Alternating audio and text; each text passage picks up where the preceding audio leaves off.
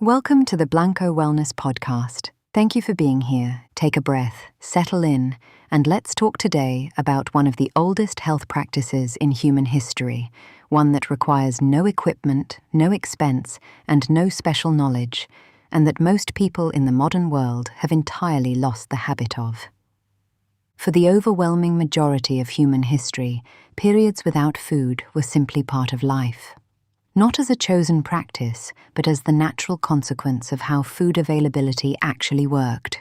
Seasonal, intermittent, dependent on the success of the hunt or the harvest, structured by the rhythms of the day and the year rather than by the constant availability of calories. The body evolved in this environment, and it evolved with considerable intelligence about what to do during periods without food. It does not simply wait passively, but shifts its metabolic priorities toward the processes of repair, clearance, and maintenance that are suppressed during active digestion. The ancestral body moved between states of feeding and not feeding as a natural and expected rhythm. The contemporary body, for many people, almost never experiences the not-feeding state at all. Think about what a typical day actually looks like for most people. Something with coffee in the morning, perhaps breakfast, or at least something. A mid-morning snack, lunch, something in the afternoon, dinner, something in the evening while watching something. The digestive system is engaged for 16 or 18 hours out of every 24, processing continuously, never arriving at the state of completion and rest that would allow it to direct its resources elsewhere. The Ayurvedic concept of Agni, the digestive fire, becomes relevant here. Even the most capable fire burns differently when it is endlessly fed versus when it is given the chance to burn through what it has been given, to stabilize, to renew itself before the next cycle begins.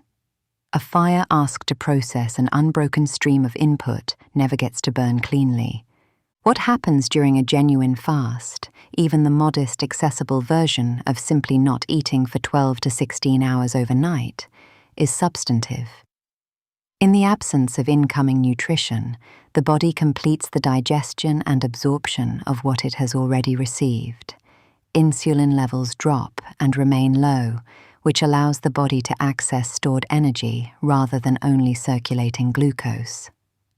Cellular repair processes that are suppressed during feeding, particularly autophagy, the mechanism by which cells identify and break down damaged components, become more active.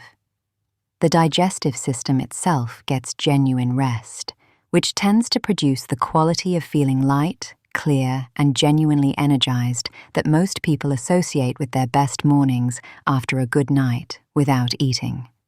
But perhaps the most immediately practical gift that periodic fasting offers has less to do with cellular biology and more to do with a simple recalibration: the rediscovery of genuine hunger.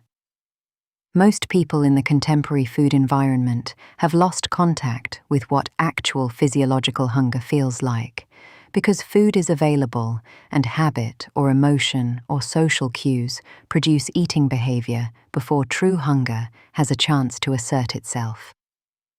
The clock says noon, so the body is ready to eat. The meeting finally ends, and there is a moment of stress relief, so something sweet arrives. The evening begins, and the habitual snack appears. None of these moments are wrong exactly. But they are not hunger. They are the various other reasons people eat in an environment where eating requires almost no deliberate effort. Ayurveda has always distinguished between genuine hunger and the appetite that habit and emotion produce. Genuine hunger arises from the body's actual need for fuel.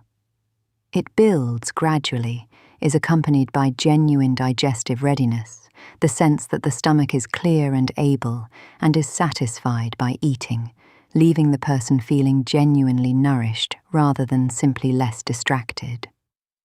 The appetite produced by habit, emotion, or constant stimulation is different. It arrives on schedule regardless of actual need, is not satisfied in the same clear way, and tends to return quickly because what it was addressing was not hunger in the first place. Periodic fasting, by creating the actual experience of genuine hunger before eating, tends to restore the clarity of this distinction over time, making eating more intentional, more genuinely satisfying, and less driven by the various non-hunger cues that dominate most people's relationship with food. There is also something worth considering about what the perpetual consumption of modern life represents beyond food. The digestive system is not the only system that benefits from periodic rest from constant input. The mind that is continuously receiving news, social media, notifications, content, conversation, stimulation of every kind develops its own version of the same problem. The capacity to process and integrate what has been received requires some space between the receiving. The mind fed continuously, like the body fed continuously, never quite completes what it has been given before the next thing arrives.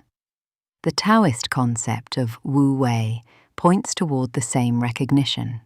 There is intelligence in the pause, in the completion of one cycle before the next begins, in the space that becomes available when input briefly stops.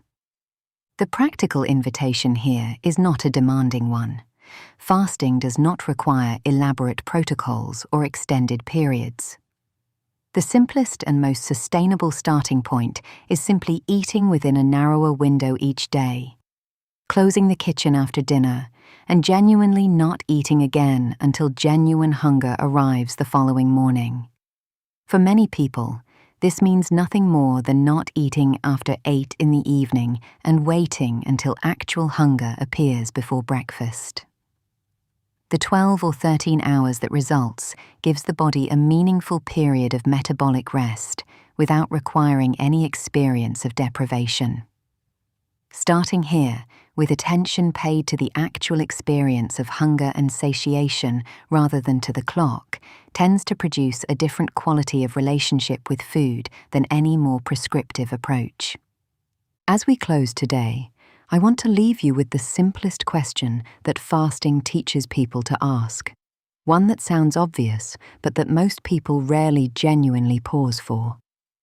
Before your next meal, stop for one moment and ask honestly, am I actually hungry right now? Not is it mealtime, not is food available, not am I bored or stressed or habituated to eating here. Am I genuinely, physically hungry? Notice the answer. And then, whatever you decide to do with it, let that honest noticing be the beginning of a more attentive and more genuinely nourishing relationship with food. Thank you for being here with me today. Until next time, be well.